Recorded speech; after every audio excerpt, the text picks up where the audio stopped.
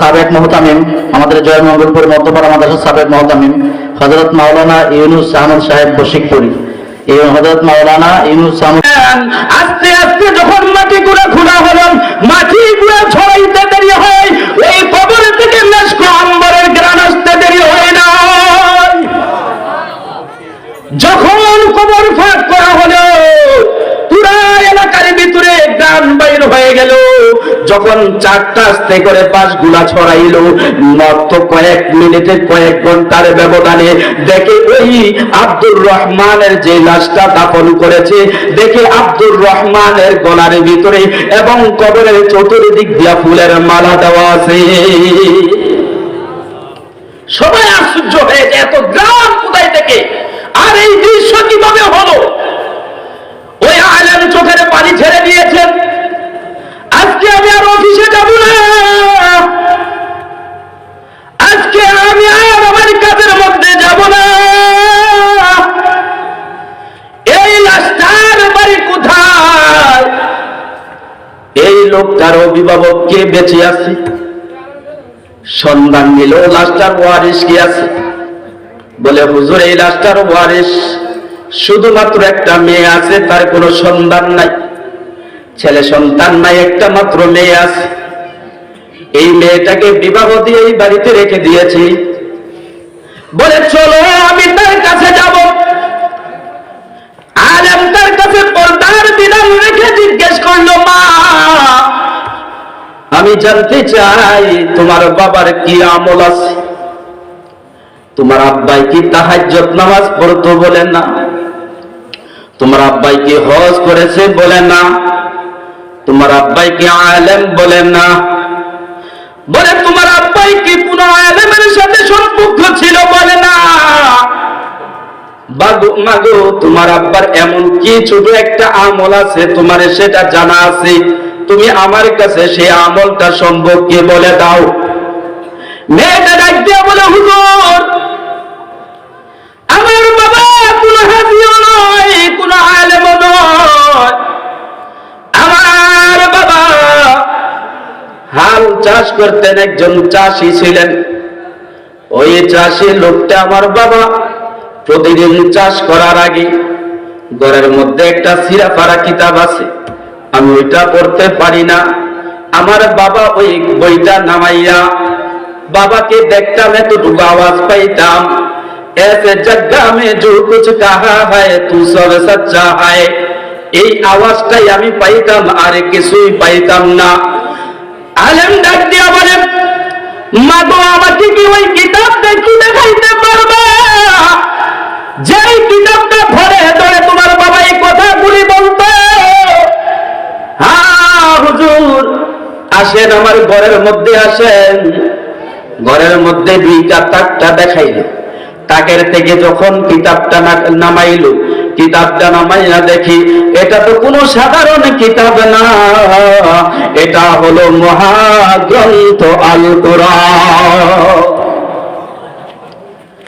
ওই আলেম ডাক দিয়ে বলেন, এ ভারতবর্ষের লোকেরা শোনো শোনো শোনো, এই লোকটা আজকে কবরের ভিতরে জান্নাতি হয়েছে, এর কোনো বিশেষ কোনো আমল নাই, শুধুমাত্র কোরআনের সাথে সম্পর্ক।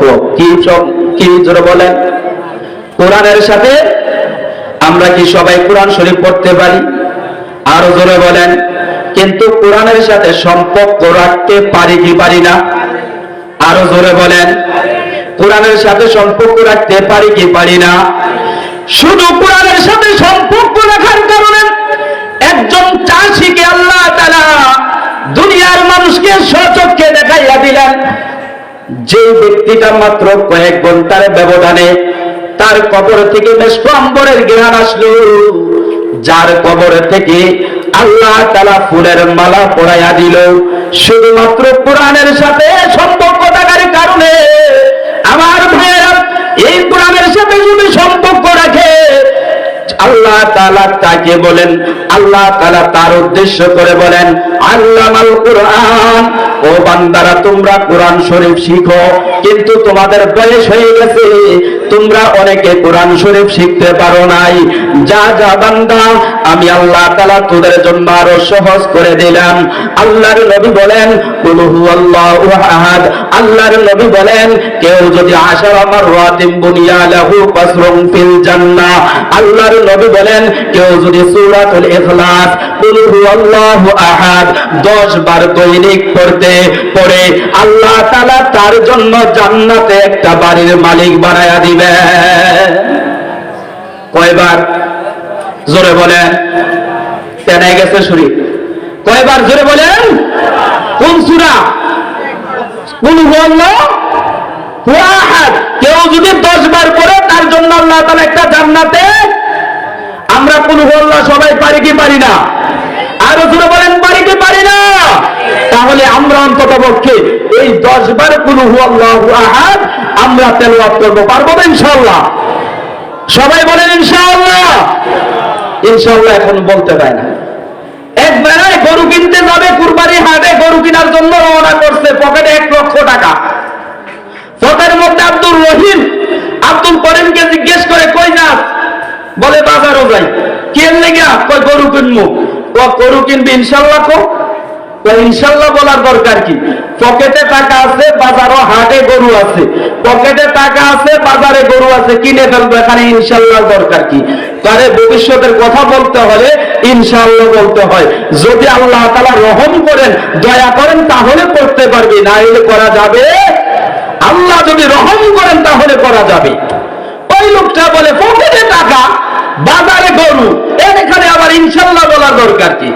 বাজারে গেছে গরু কেনার জন্য, 2-4-10টা গরু কিনা, যখন একটা গরু পছন্দ হয়েছে, দাম দরও সুন্দর হয়েছে, এখন টাকা দিবে, পকেটে হাত দিছে তো পকেট ওই দিক দিয়ে বাইরে গেছে। বুঝেন নাই? পকেট কি হয়েছে? পকেট খালি। এবার বলেন, গরু বিক্রেতা বলে টাকা দাও, বলে ইনশাআল্লাহ টাকা নাই। ইনশাআল্লাহ কি নাই? টাকা নাই। পথের মধ্যে আব্দুর রহমানের সাথে, কিরে আব্দুল করিম, গরু কই? কই ইনশাআল্লাহ গরু কিনি না। এখন যদি হাজারো ইনশাআল্লাহ বলে কাজে আসবে? জোরে বলেন। কিনার আগে যদি ইনশাআল্লাহ বলতো, হয়তো আল্লাহ তার উপর রহম করতো, টাকা চুরি হইতো না। এই জন্য ভবিষ্যতে কথা বলতে হলে সর্বস্তরে, সব জায়গায় ভবিষ্যতে যখনই বলবো তখনই বলবো ইনশা। আর বলে ইনশা। আমার ভাইয়েরা, বলতেছিলাম আল্লামাল কুরআন, কুরআন শিখো। যদি কুরআন শিখতে না পারো, আমি আল্লাহর হাবিব সরকারে দু আলম নবী মুহাম্মদুর রাসূলুল্লাহ বলেন, তোমরা 10 মাররাতিন বুনিয়া লাহু ফাসরুম ফিল জান্নাহ, তোমরা কমপক্ষে দৈনিক 10 বার কোরআন শরীফের সূরা ইখলাস তেলাওয়াত করবা। তো ইখলাস সূরা কুল হুয়াল্লাহু আহাদ তেলাওয়াত করার কারণে, এই 10 বার পড়ার কারণে আল্লাহ রাব্বুল আলামিন জান্নাতের মধ্যে একটা বাড়ি বানায়া দিবেন। আমার ভাইরা, হযরত ওমর রাদিয়াল্লাহু তাআলা আনহুর জামানায় হযরত ওমরের সামনে একটা পত্র পাঠায়, ও আমিরুল মুমিনিন, আমি একজন সুন্দরী রূপসী, আমি একজন গুণবতী মেয়ে, আমার বিবাহের উপযুক্ত হয়েছে, আমি আপনার পক্ষ থেকে নবীজির একজন সাহাবী চাইতে চাই, আমি তাকে গ্রহণ করতে চাই, বিবাহ করতে চাই। তবে আমিরুল মুমিনিন, তার মধ্যে যদি 3টা গুণ থাকে তাহলে তাকে আমি সানন্দে আমি তাকে গ্রহণ করে নেব। 3 গুণওয়ালা বিশিষ্ট একজন সাহাবী চাই, যার মধ্যে 3টা গুণ থাকবে। এই 3 গুণওয়ালা বিশিষ্ট একজন ব্যক্তিকে আমি স্বামী হিসাবে গ্রহণ করতে চাই।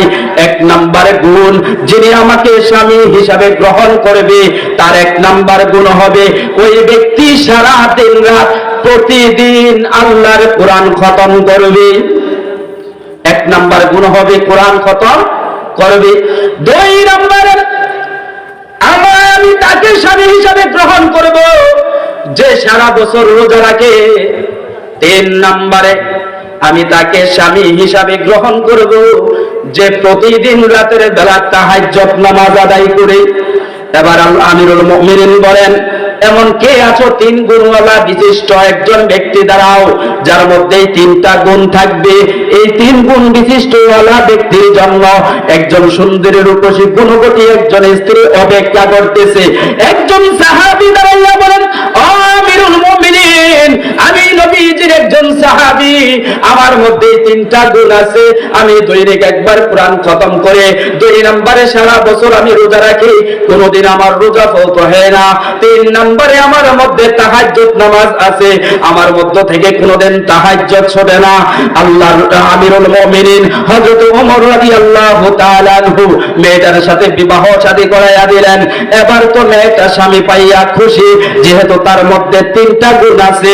প্রথম রাত্রে যখন বাসর রাত্র হয়ে গেল, এখন এই রাত্রে দেখে তাহাজ্জুদ নামাজ পড়তে ওঠে না। মেয়েটার মন ভালো না খারাপ? খারাপ না? তাহলে নবীজির সাহাবী কি মিথ্যা কথা বলছে? তাহাজ্জুদ নামাজ পড়ে না।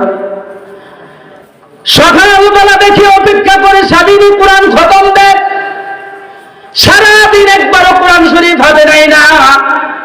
তারপরে চিন্তা করে দেখে স্বামী রোজা রাখে, 1 দিন 2 দিন 3 দিন, একটা দিনও দেখে তাহাজ্জুদ পড়ে না, একদিনও কোরআন শরীফ হাতে নিয়ে খতম করে না, একদিনও সে রোজা রাখে নাই। এখন স্ত্রী যাইয়া আমিরুল মুমিনিন হযরত ওমর রাদিয়াল্লাহু তাআলা আনহুর কাছে যাইয়া বলে, ও আমিরুল মুমিনিন, আমি এই 6 মাস পূর্বে এখানে আমার একটা বিবাহ হয়েছিল 3 গুণ বিশিষ্ট একজন ব্যক্তির সাথে, কিন্তু সে একজন প্রতারক। আমার মধ্যে তার মধ্যে 3টার একটা গুণ নাই। এখন সে স্বামী আমার, তার সাথে সংসার করা আমার কোনো দরকার নাই, আমি তার থেকে আলাদা হতে চাই। তবে সে যে একটা প্রতারণা করেছে, এই প্রতারণার বিচার করতে হবে। হযরত আমিরুল মুমিনিন ওই সাহাবীকে ডাক দিলেন, জিজ্ঞেস করলেন, কি ব্যাপার, তুমি কি সারা রাত তাহাজ্জুদ নামাজ পড়ো না? বলে, আমিরুল মুমিনিন, আমার থেকে একদিনও তাহাজ্জুদের সওয়াব বঞ্চিত হয় না। বলে, কিভাবে? বলে, আল্লাহর রাসূল বলেছেন, যেই ব্যক্তি এশার নামাজ পড়ে ঘুমিয়ে যাবে, আবার ফজরের নামাজ জামাতের সাথে আদায় করবে, আল্লাহর নবীর পবিত্র জবানের ঘোষণা হলো, ওই ব্যক্তির আমল নামায় সারা রাত তাহাজ্জুদ নামাজ পড়ার সম পরিমাণ সওয়াব দিয়ে দেওয়া হয়। আমার স্ত্রী জিজ্ঞাসা করেন, আমি এশার নামাজ পড়ে যাইয়া আবার ফজরের নামাজ পড়ি কিনা? পড়ে তো, তাহলে আমি সারা রাত তাহাজ্জুদের সওয়াব পাইছি তো। তাহলে তুমি যে বলেছ দৈনিক একবার কোরআন খতম পড়ো, তোমার স্ত্রীর অভিযোগ হলো তুমি তো সারাদিনের ভিতরে একবার কোরআন শরীফ হাতে নাও না। বলে, আমার স্ত্রীর জিজ্ঞেস করে দেখেন, ফজরের নামাজের পরে আমি সূরাতুল ইখলাস 3 বার পড়ি কিনা? বলে, হ্যাঁ পড়ি তো। বলে, আল্লাহর নবীর পবিত্র জবানের বাণী, যেই ব্যক্তি দৈনিক 3 বার কুল হুয়াল্লাহু আহাদ সূরাটা আদায় করবে, আল্লাহ তাআলা তার আমলনামায় পুরা গোটা কোরআন খতমের পরিমাণ সওয়াব দিয়ে দিবে। তাহলে তো আমি কোরআন খতমের সওয়াব পেয়ে গেছি। বলে, তাহলে রোজার ব্যাপারে কি? তুমি তো বলে একদিনও রোজা রাখো না। ও আমিরুল মুমিনিন, আল্লাহর নবী বলেছেন, যেই ব্যক্তি রমজানের 30টা রোজা রাখবে, এরপরে শাওয়ালের 6টা রোজা রাখবে, আল্লাহর নবী বলেন 30টা রোজা রাখা এবং 6টি রোজা রাখার কারণে আল্লাহ রাব্বুল আলামিন তাকে পুরা 1 বছর রোজা রাখার সম পরিমাণ সওয়াব দিয়ে দিবে। তাহলে কোরআন শরীফ তেলাওয়াত করা এটা কোন জায়গায়? আরো জোরে বলেন, আল্লাহুল কুরআন। আল্লাহর নবী বলেন, কোরআন শিক্ষা করো।